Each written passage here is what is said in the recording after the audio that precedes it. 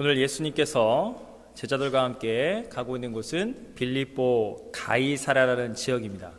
이 지역은 어떤 지역이냐면 이 헤롯 대왕이라는 분봉왕입니다. 한마디로 말씀드린다면 로마 정권이 세워놓은 괴뢰 정부입니다. 그래서 자기를 세운 로마 황제에게 잘 보이기 위해서 그 지역을 갖다 바칩니다. 그리고 로마 제국에서 여기 멀리 이 유대 이 촌구석에 와서 우리를 다스려 주시는 통치자분들, 로마를 떠나 계시지만 로마를 한번 느껴보세요. 그래서 대리석으로 그리스와 로마의 신전들, 그걸 다 세웁니다. 의리의리합니다. 최첨단 그때 당시 기준으로는 수도시설을 다 해놓습니다. 성경을 보십시오. 갈리사 이 빌립보 가이사랴 지역의 여러 마을을 예수님께서 두루 다니십니다. 여러분, 예수님의 직업이 무엇입니까? 직업란에 예수님의 직업을 쓰면 뭘까요? 예수님은 노숙자이십니다. 예수님이 말씀하셨어요. 여우도 굴이 있고 베개가 있지만 나는 없다는 거예요. 예수님은 집도 절도 없었습니다. 예수님은 그때그때 돌아다니시는 거예요. 제대로 씻지도 못한 예수님과 그 12 제자들, 참 초라하고 보잘것없는 그 몰골, 그런데 뒤에는 의리의리한 제우스 신전이다, 그거를 본따 만든 그런 것들이 뒤에 가득한 거예요. 대리석, 휘황찬란합니다. 로마 황제의 영광을 재현코자 노력한 신도시입니다. 아주 멋집니다. 예수님이 그곳에서 제자들에게 묻고 계십니다. 사람들이 나에 대해서 뭐라 말하느냐? 예수님을 세례 요한이라고 말합니다. 그 요단강에서 세례 베풀고 하나님 나라를 오게 했던, 또 어떤 사람들은 구약의 불의 종 엘리야라고도 합니다. 아마도 예수님은 말씀이 좋으시니 선지자 중에 최고 선지자라고도 합니다. 근데 예수님이 물으십니다. 사람들은 나에 대해서 이렇게 저렇게 이야기하는데 나와 함께하고 있는 너희는 나를 누구라 하느냐? 수제자 베드로가 이렇게 말합니다. 주님은 그리스도십니다. 우리 마태복음 버전으로 한다면 주는 그리스도시요 살아계신 하나님의 아들이십니다. 정답이죠. 진리를 말씀하십니다. 예수님께서 이걸 복되다고 칭찬하시면서, 그런데 예수님이 우리 마가복음 보면 뭐라 나와 있냐면, 너희가 베드로야 하나님의 아들인 것을, 내가 하나님의 아들인 것을 믿고 있느냐, 알고 있느냐? 절대로 아무에게도 지금은 이 진리를, 이 사실을 절대로 말해서는 안 될 것이다. 그렇게 경고를 하십니다. 좀 신기하지 않습니까? 그러면서 예수님이 31절에 뭐라 말씀하시냐면, 오늘 우리가 읽은 한글 성경에는 없지만 원어 성경과 영어 성경에는 들어가 있습니다. 뭐가 있냐면 must란 말이 나와 있습니다. 그래서 그 원어를 따라서 제가 다시 읽어둔다면 이렇게 읽을 수 있습니다. 인자가 반드시 많은 고난을 받고 장로들, 제사장들, 서기관들에게 버림받아 반드시 죽임을 당하고 그러나 사흘 만에 반드시 살아날 것을 비로소 그들에게 가르치시되, 반드시가 들어가야 합니다. 이렇게 될 수도 있다가 아닙니다. 나는 반드시 십자가에 죽는다. 그런데 32절 보니까 아까는 하나님의 아들인 걸 절대 말하지 말라 하셨던 주님이 32절 보니까 이것은 드러내놓고 공개적으로 내가 십자가에 반드시 죽으나 반드시 부활할 것이라는 이 진리를 모든 사람에게 공개적으로 너희들은 알려야 한다. 그 말씀을 막 하시는 거예요. 예수님이 강조점을 두면서 이걸 듣고 있는 베드로가 보자 하니 너무하신 겁니다. 예수님 지금 뭐라고요? 오늘 성경을 보면 베드로가 십자가의 진리를 말하고 있는 예수님을 뒤에서 이렇게 따로 붙듭니다. 옷덜미를 딱 잡아요. 그러면서 항변한다 나와 있는데 영어로 레비큐, 이렇게 꾸짖고 잔소리하고 그런 정도 차원이 아닙니다. 언어로 보신다면 이 의미는 귀신을 내쫓을 때 사용하는 그런 의미가 있습니다. 여러분, 예수님이 귀신을 내쫓을 때 꾸짖잖아요. 당장 나가라. 예수 그리스도의 이름으로, 예수님의 권세로 떠나가는 겁니다. 베드로가 그것을 보고 있었어요. 이제 학습 훈련이 되는 거예요, 제자가. 그런데 베드로가 들으니까 예수님이 반드시 십자가에 자기는 죽겠대요. 이게 말이 됩니까? 지도자로서 할 소리입니까? 이건 아니다. 이건 예수님이 잘못하고 있는 거야. 그래서 예수님을 향하여 혈기가 충천한 분노가 폭발하는 베드로가 이렇게 말하는 거예요. 예수님을 향해서 십자가 귀신아 즉시 떠나가라. 예수님을 향해서. 이야, 정면 충돌이 벌어지는 겁니다. 우리 생각해 보세요. 예수님 이미지가 어떠죠? 예수님 젠틀맨이시잖아요. 예수님 피스메이커, 사랑과 화평과 평안을 주시고 서로 배려하고 남을 사랑하고 이런 모습, 이런 예수님인 걸 우리는 이렇게는 알고 있어요. 그러나 성경에 나와 있는 진짜 예수님과 예수님의 제자들 간에는 이게 있었어요. 주님은 십자가의 길을 가겠다고 말씀하시는데 제자들, 대표하는 수제자 베드로가 그건 아닙니다. 정면 도전의 수준이 아니에요. 반역이에요. 예수님의 리더십을 인정하지 않는 거예요. 십자가에 죽으신다면 당신은 메시아가 아닙니다. 우리는 헛고생한 거고 당신은 사기꾼에 불과한 겁니다. 무책임한 지도자, 물러가라. 여러분, 이렇게 예수님과 충돌하고 있는 베드로를 보면서 우리가 베드로를 찾아가서 한번 이렇게 물으시는 건 어떨까요? 저기 예수님의 수제자시라면서 저 베드로님, 저기 잠깐 드릴 말씀이 있는데 지금 스토리가 어떻게 진행될지 잘 모르시는 것 같은데 예수님이 말씀하시잖아요. 십자가에 죽고 끝나는 게 아니라, 말은 끝까지 들어보세요. 십자가에 죽으시고 부활하신대잖아요. 하나님의 나라에 생명과 의가 이루어진대잖아요. 그래서 그런 일들이 실제로 벌어졌고요. 모든 열방과 민족과 족속 가운데 예수님의 십자가의 복음이 부활의 새 생명을 가져와서 모든 복음주의 교파 가운데 예수 그리스도를 구세주로 믿는 교회와 성도들은 하나님의 은혜로, 십자가의 은혜로 구원을 받고 허다한 족속들이 하나님께로 돌아오는 하나님의 나라가 승리하게 됐단 말이에요.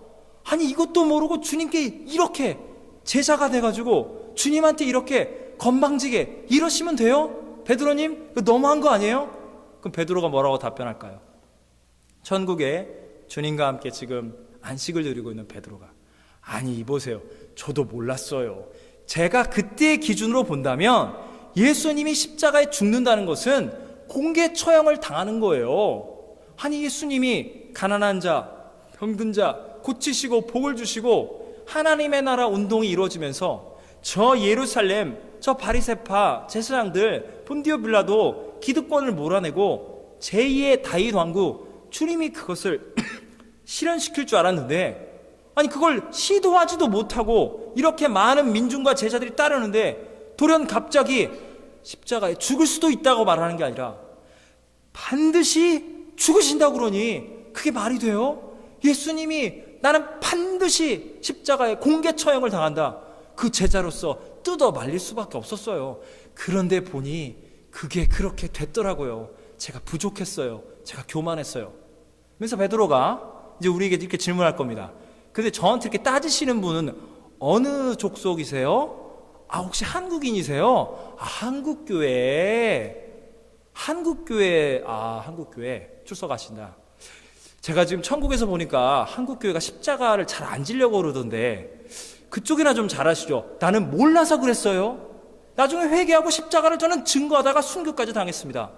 아니, 당신 말대로 십자가를 믿고 부활을 믿고 주님이 승천하시고 성령으로 다스리시고 하나님의 나라가 열방과 민족 가운데 십자가의 능력을 통해서 증거된다는 것을 안다면서, 성경 66권의 진리를 안다면서 정작 십자가의 능력은 오해한 짓입니까? 라고 베드로가 우리에게 항변할 수 있다는 겁니다. 여러분, 성경은 누구의 말씀입니까? 하나님의 말씀이죠. 인간의 글이 아닙니다. 베드로는 지금 하나님의 아들 예수님이 하나님의 뜻을 전하는 것을 인간의 기준과 생각으로 판단을 하는 겁니다. 예수님이 인간적으로 죽으시는구나, 이거는 말려야겠다. 예수님이 정치적 희생양이 되겠다는 거구나, 모든 걸 포기하고 이건 말려야지. 하나님의 나라가 망하는 거야. 예수님이 죽으시면, 인간적으로 해석하니 예수님은 절대로 십자가에 죽으시면 안 된다. 그래서 예수님하고 이렇게 정면 충돌을 할 수밖에 없는 겁니다. 여러분, 왜 예수님은 십자가의 길을 가십니까? 사람들은 이러쿵 저러쿵 해석을 합니다. 일단 죽음은 죽는 거니까요. 아무리 권력이 있고 아무리 돈이 많아도 아무리 떵떵거려도 죽으면 허망하게 끝나는 겁니다. 누가 죽음을 자랑하고 누가 죽음을 기뻐하는 자가 있습니까? 유한한 생명을 가진 인간이요. 예수님의 말씀은 예수님의 관점과 예수님의 마음으로 믿어져야 믿어지는 겁니다. 당장 인간의 믿음은 이걸 받아들일 수가 없습니다. 여러분, 하나님이 왜 예수님을 이 땅에 보내셨습니까? 하나님이 이 세상을 이처럼 사랑하사 독생자를 주셨으니 예수님을 믿는 자만이, 하나님이 보내신 독생자 예수님을 믿는 자만이, 그 예수님과 믿음으로 연합된 자만이 하나님 나라 천국으로 돌아갈 수 있는 겁니다. 여러분, 우리는 왜 십자가의 길 가시는 예수님을 찬양해야 하냐고요? 주님이 그 길로 가야 우리의 죄가 죽고 우리가 부활의 새 생명을 얻고 하나님 나라로 가는 겁니다. 십자가의 길, 주님이 걸어가신 길이기에 주님의 성도된, 예수님의 제자된 우리는 주님 가신다 하시니 가면 되는 겁니다. 이것이 복음인데 이것을 믿을래야 믿을 수가 없었다는 겁니다. 여러분, 십자가의 능력을 믿으십니까? 당장 즉시 아무것도 알지 못하고 이건 죽는 거야, 이건 망하는 거야, 그게 바로 십자가입니다. 저는 어저께 Remembrance Day여가지고 제가 북미를 왔지만 미국에서도 있고 캐나다에서도 토론토에서 있었지만, 아니 한국 기준에서 제가 현충일도 어렸을 때부터 다 그날 다 공휴일이고 그거 다 보고 행사 뭐 이렇게 TV로도 보고 이게 보면 어제 저는 처음으로 그 의미에 대해서 정말 느꼈습니다. 부족하지만 대표 기도를 하게 되면서 아니 너무나 많은 사람, 캐나다 사람들이 이렇게 몰려온 거예요. 그 클레이턴 파크 캐나다 게임 센터 앞에 그 한국 공원이더라고요. 정말 캐나다와 한국 이 국기가 서 있고, 제가 처음으로 그 생각을 해봤어요. 여러분, 이 리멤버런스 때 항상 나오는 너무나 상투적인 표현이 뭔지 아세요? 들어보지 못한 나라를 위해 죽어갔던 젊은이들의 그 자기 희생적인 죽음을 기억하자. 들어보지 못했던 나라, 1950년도 사우스 코리아, 그게 무슨 나라인지 어떤 나라인지 모르는데 거기 자유가 필요하대요. 거기 민주주의가 필요하대요. 그래서 간 겁니다. 여러분, 정치적인 뭐 유엔 이런 걸 다 떠나서요, 캐나다의 어느 가정에 하나밖에 없는 외아들, 사랑하는 남편, 사랑하는 아버지, 누군가가 거길 가서 전사 통지서가 온 거예요.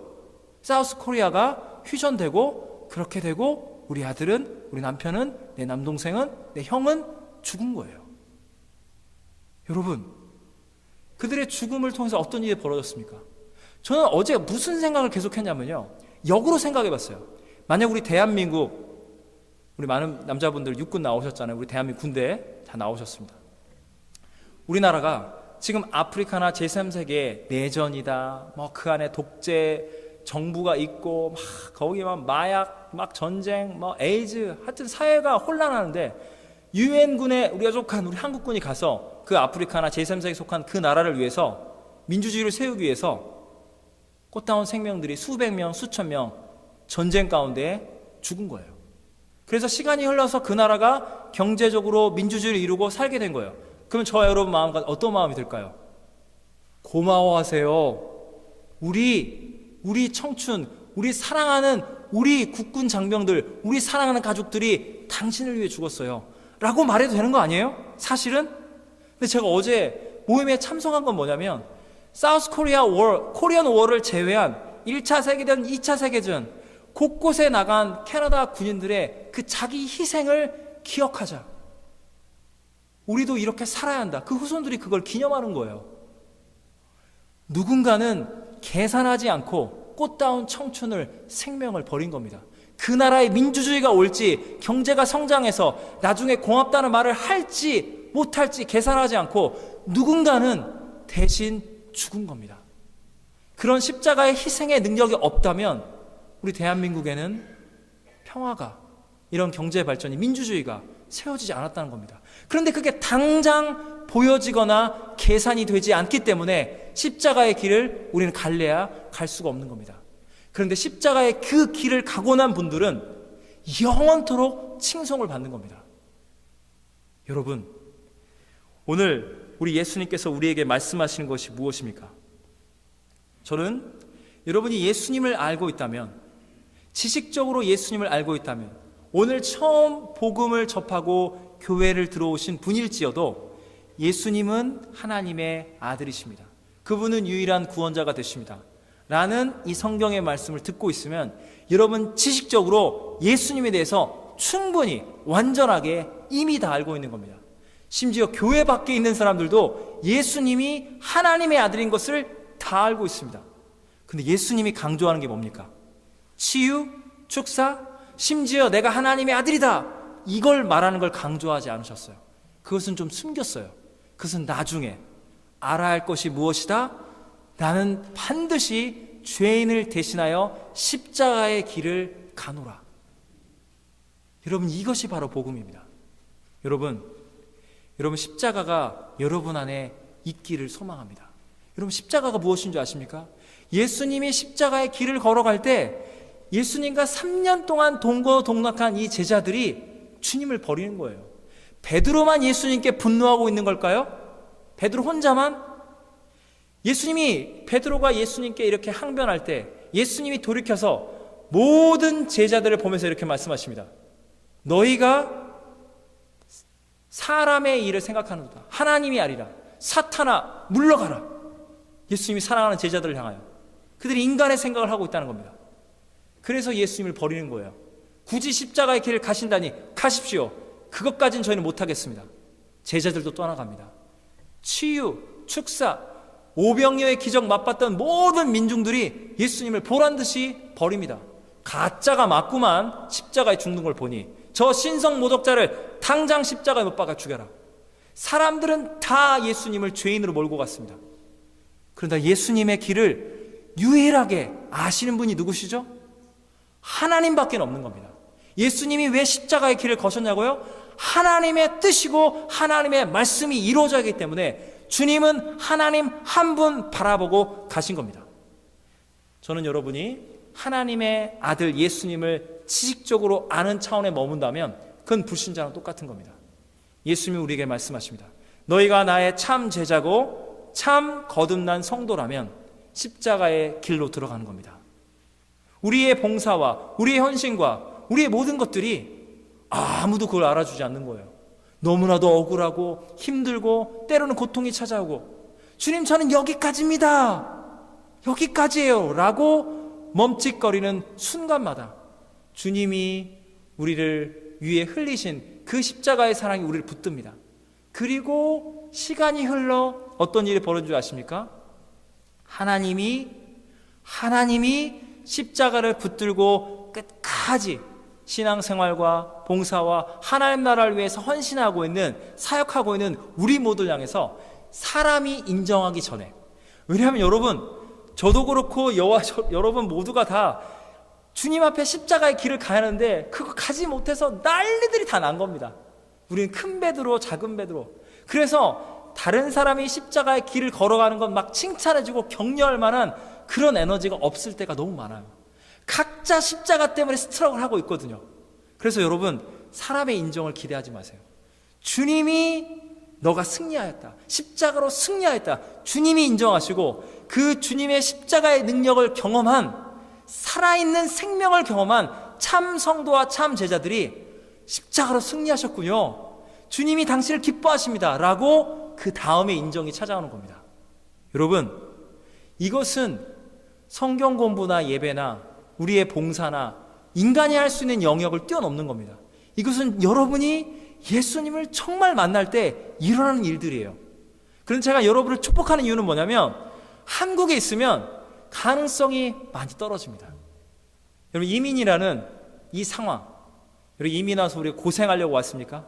더 뒤처지려고? 더 망해보려고? 아니죠. 십자가의 길이 아니라 부활의 승리를 맛보고자 잘 되기 위해서 여기 왔는데, 우리의 예상과 기대와 계산에 상관없는 일들이 마구마구 벌어지는 거예요. 내 인생을 내가 통제할 수 있는 상황이 아닙니다. 이 이민 생활은 주님이 이끌어 주시는 거예요. 주님 이러다 망합니다. 주님 이거 어떻게 하는 거예요? 주님에게 모든 걸 맡기는 겁니다. 맡겨지지 않을래야 않을 수가 없는 삶이 되는 거죠. 그래서 베드로가 주님 십자가 길 가지 마세요. 자기가 주님이죠. 예수님을 종로로 시키는 겁니다. 그러나 여러분, 이민을 와서, 유학을 와서 감당할 수 없는 일들을 감당하면서 주님이 진짜 주님이시구나. 저는 한국으로 못 들어가요, 주님. 저는 여기서 죽더라 여기 죽습니다. 주님 살 길 열어주세요. 그럼 주님이 십자가 앞에 모든 걸 다 내려놓고 자존심이고 뭐고 다 내려놓는데 주님이 우리 죽이십니까? 주님 우리 더 살리시고 우리의 예측과 기대를 뛰어넘는 부활의 생명과 복이 내 삶 속에서 실시간으로 역동적으로 벌어지는 것을 우리는 목격하게 되는 겁니다. 그래서 여러분이 참으로 복된 인생을 살라고 하나님이 많은 사람들 가운데 여러분이 이민이라는 길로 여러분이 이끌어 주신 겁니다. 사랑하는 여러분, 십자가의 길 걸어가십시오. 여러분 마음속에 당장 즉시 야 이거 하다가는 난 망할 것 같아. 그리고 나를 미워하고 있는 저 사람들이 이익을 보게 될 것 같아. 저거는 내가 봐둘 수가 없어. 저건 내가 가만 놔둘 수가 없어. 이렇게 해서 그걸 다 막아버려야지. 누군가에게 책임을 전가하고 그 사람만이 나쁘고 나는 아무 잘못이 없다. 내가 정의를 실현시켜야겠다. 이런 모든 일들이 막 베드로의 그 분노 마냥 올라올 때 성경을 근거로 권면합니다. 그 길은 하나님의 길이 아닙니다. 멈추십시오. 스탑. 그리고 주님, 이거 사람들이 저 못 알아봅니다. 저보고 바보라고 할 거고 저는 억울하고 저리다 쫄딱 망할 수 있습니다. 그러나 여러분, 주님을 붙잡으세요. 망하지 않습니다. 망하지 않습니다. 여러분, 믿음은 모험이에요. 믿음은 계산이 아니라 믿음은 예수님이 주인 된 걸 인정하는 것이죠. 주님이 걸어가시면 주의 손을 붙잡고 가십시오. 십자가의 길로 간 자만이 부활의 생명을 맛봅니다. 이것은 논리가 아닙니다. 인간적인 깨달음의 차원이 아닙니다. 여러분의 삶 속에 이것은 경험되어야만 하고 선포되어야만 하고 증명되어야만 합니다. 믿음으로 이 십자가와 부활의 생명의 복음이 여러분의 삶 안에 역동적으로 참으로 세상을 살리는 이 생명의 복음이 여러분의 삶을 붙잡기를 예수님의 이름으로 축원합니다. 기도하시겠습니다. 사랑과 은혜의 하나님 아버지, 주님의 십자가의 복음은 영원한 생명의 플러스입니다. 주님, 우리 눈에는 그것이 마이너스로 보입니다. 우리 눈에는 그것은 죽음이요 실패요 저주로 보입니다. 그러나 주님이 가시는 그 십자가의 길이라면 우리의 가정과 우리의 교회와 이 이민사회, 주님이 허락하신 그 십자가의 길, 주님 가겠습니다. 두렵고 떨리고 때로는 주님이 원망스럽고 내가 이대로 망하는 것은 아닌가 두려움이 앞섭니다.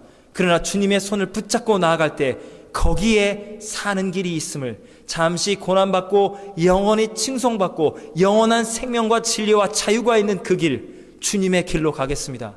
주님의 성도들에게 이 생명의 복음을 깨닫게 해 주시옵소서. 지식으로 종교적인 관습으로 예수님을 알고 있는 것이 아니라 그분은 살아계신 하나님의 아들, 우리를 우리 인간의 욕망과 계산 안에 우상 숭배의 틀 안에 붙잡혀 있던 죄에 노예된 우리를 하나님의 자녀로, 하나님 나라의 용사로, 예수님의 신실한 제자로 우리를 세우시고 담대히 십자가의 길로, 십자가의 군병되어 그 길로 우리를 이끄시니 감사합니다. 주님을 찬양합니다. 주님은 십자가를 통하여 승리하시고 이 죄인을 구원하셨습니다.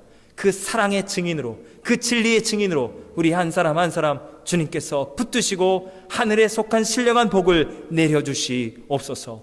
예수님의 이름으로 기도합니다. 아멘.